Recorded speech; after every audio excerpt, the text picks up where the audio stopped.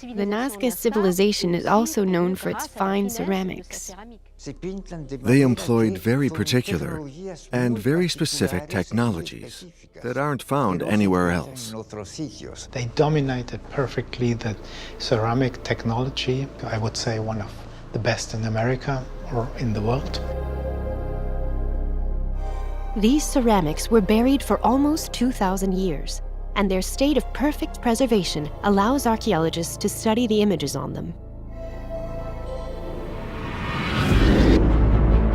The first thing that strikes them is that the figures represented on the ceramics are identical to those of certain geoglyphs.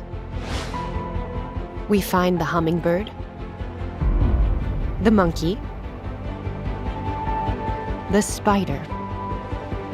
The figural geoglyphs are represented in the same way like the images on the ceramics, so we can say this is from the same culture, from the Nazca culture. Same symbols, same culture.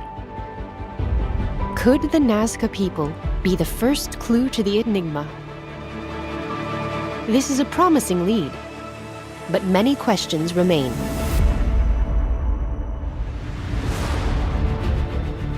How did this ancient people manage to draw these immense figures in the desert?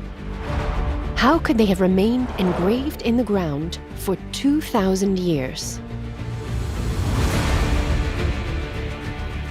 There is a very special situation in the Nazca area. These dark stones are the remains of mud flown down from the Andes, a mixture of sand and stones. Archaeologist Johnny Isla studies geoglyphs and their construction techniques. While surveying the Pampas, he quickly noticed that it was very easy to mark the ground of this desert.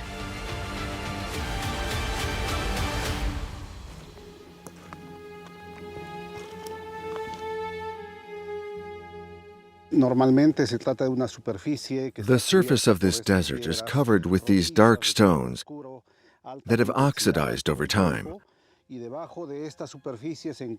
A much lighter colored sandy layer is beneath it.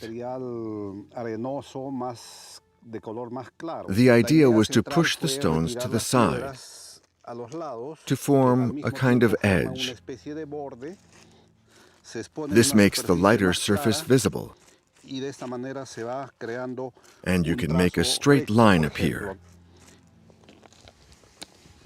These light forms remain visible for a long time.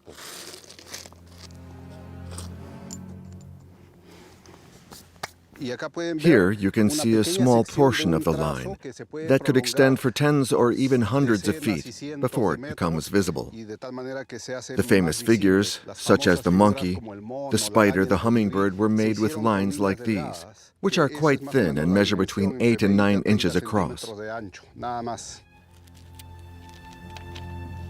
The geological properties of the desert allowed the Nazcas to draw lines easily and quickly. The desert's temperature, which drops at night, then reinforced their drawings to preserve them over time. By using this technique, the Nazcas managed to engrave massive figures, tens or even hundreds of feet long. This dog is 164 feet long, 469 feet for this condor, the same length as a football field. And record size for this strange bird, 984 feet long, almost as high as the Eiffel Tower. How were they made? Because they're so big. That's the main question. You cannot understand how people in the past created such a huge artistic work. Especially since the scale of these figures was not legible from human height at the time of the Nazcas. Some researchers have speculated that they created hot air machines that could rise into the air to observe their figures. But 2,000 years ago, no civilization had yet discovered how to fly. Archaeologists have subsequently searched for traces of promontories, but none were found. How could the Nazcas have achieved such a result without an overhead perspective?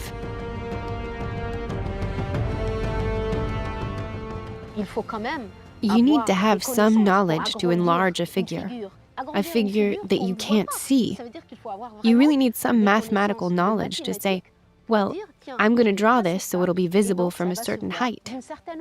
The Nazcas must have had an advanced knowledge of mathematics as well as geometry, because they were able to represent an animal, for example, a bird, to scale, and then in all dimensions. For the spider, the hummingbird, figures that are more complex, we believe they used a kind of scale model that they then reproduced on a larger or smaller scale. The Nazcas were able to enlarge a figure according to a scale, demonstrating their mastery of both arithmetic and geometry. But a certain type of geoglyph has long intrigued researchers: spirals. How are such even curves produced without technical means?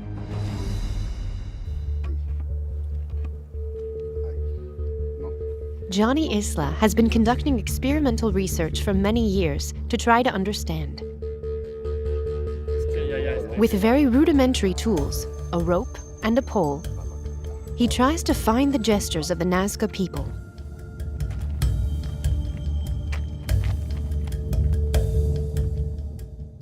Keep going and let go. I think one of the techniques was to have two people in parallel, one person guiding and a second person always following at the same distance. The person guiding always maintains the same distance from the previous line so as to stay parallel while moving away. Scientists circle around the pole and move away from it, gradually releasing some of the rope. With their feet, they mark the circle that is forming. As you can see, it seems like a simple technique, but it requires a lot of precision because there's a calculation to maintain, and at the same time the person next to me has to draw a parallel line, but constantly growing bigger so that you move gradually away from the center.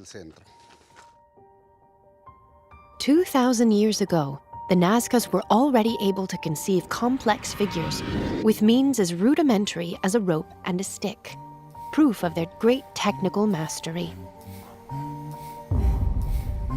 In the course of their discoveries, archaeologists have drawn up a portrait of a people with many skills: great farmers,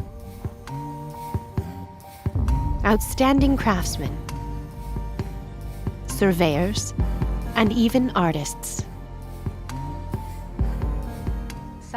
It demonstrates that these people were builders, engineers, architects, mathematicians. Probably people were constantly engaged in the activity of geoglyph building. The people who made these geoglyphs belonged to a certain class.